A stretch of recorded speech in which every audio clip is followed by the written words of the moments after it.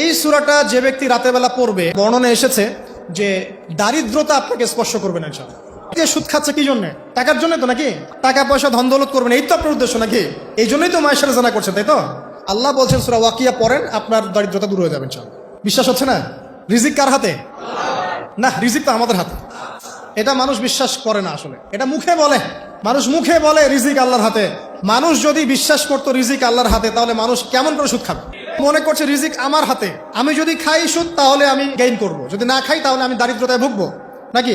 যদি আমি ঘুষ নেই তাহলে আমার উন্নতি হবে অর্থনৈতিক, যদি না নেই তাহলে আমি মরে যাব, না খেয়ে মরে যাব। যদি আমি দুর্নীতি করি তাহলে আমি বাঁচবো, আমার সন্তানরা ভালো থাকবে, যদি না করি আমি দারিদ্রতায় মরে যাবো, তাই তো? এই কনসেপ্ট ছাড়া কেউ এগুলা কাজ এমনি করতে পারে নাকি? নিঃসন্দেহে আমরা মনে করি যে রিজিকের মালিক আমরা, আল্লাহ নয়। শুধু মুখের মধ্যে বলি যে রিজিকের মালিক আল্লাহ। রিজিকের মালিক যদি আল্লাহ হতো তাহলে আমি হালাল পথে থাকতাম এবং তাওয়াক্কুল করতাম যে আল্লাহ আমাকে যা রিজিক দিয়েছেন তা তো আসবেই, আসবে না? আসবেই।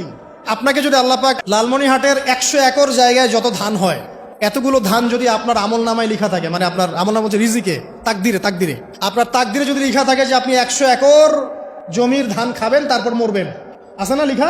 আচ্ছা, একটা দানা কম বেশি হবে? আপনি যদি আল্লাহর প্রতি তাওয়াক্কুলই করেন তাহলে আপনি হালাল পথে থাকবেন, বিশ্বাস করবেন যে আল্লাহ পাক যেটা লিখে রাখছে আমার তাকদিরে রিজিক, এর একটা দানা রেখেও আমি পৃথিবী থেকে যাব না, সিম্পল। তখন আপনার অন্য পথে যাওয়ার কোনো কারণ নাই। আর যখন আপনি বিশ্বাস করবেন না, না এটা আমার হাতে, আমি যত পরিশ্রম করব তত রিজিক বাড়বে, আমি যত ঘুষ নিব তত বাড়বে, রিজিকের এই পুরো দায়িত্বটা আল্লাহ পাক আপনার হাতে ছেড়ে দিবেন। আল্লাহ পাক আপনাকে কোনো বারাকা দিবেন না। ইয়ামহাকুল্লাহু রিবা ওয়া ইউরবিস সাদাকা। সদকা করলে সম্পদ বৃদ্ধি পায়, আর রিবার মধ্য দিয়ে সম্পদ ধ্বংস হয়ে যায়, একদম মাটিতে মিশে যায়। অনেক গভীরে চলে আসছি, আসেন আবার রাতে চলে আসি। রাতটা কিভাবে এনজয় করতে হয় এটাই আমাদের আজকের লেকচারের টপিক। মানে আমরা কিন্তু জীবনটাকে অনেক বোর মনে করছি না? এই যে ব্যবসা বাণিজ্য, চাকরি বাকরি, বিবি বাচ্চা, পরিবার, অনেক অনেক যন্ত্রণা নাকি, অনেক সমস্যাই না?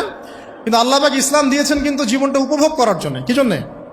উপভোগ করার জন্যে। আমরা আগে ভাবতাম আল্লাহ পাক ইসলাম আসলে কি জন্য দিলেন মানব জাতির? উত্তর হচ্ছে 3টা। 1, ইহকালীন সাফল্য, 1। 2, পরকালের মুক্তি, আর 3 হচ্ছে আপনার জীবনটাকে উপভোগ করার জন্য। আপনি জীবনটাকে ইসলাম দিয়ে যেভাবে উপভোগ করতে পারবেন অন্য কোনো বিষয় দিয়ে পারবেন না। দেখেন কিভাবে, রাতটা নিয়ে কথা বলি। এই যে রাত হয়ে গেল, আমরা আয়াতুল কুরসি পড়বো, আমরা সূরা বাকারার শেষ 3 আয়াত পড়বো, সূরা মুলক পড়বো, আরেকটা সূরা বলি সূরা ওয়াকিয়া। কোন সূরা?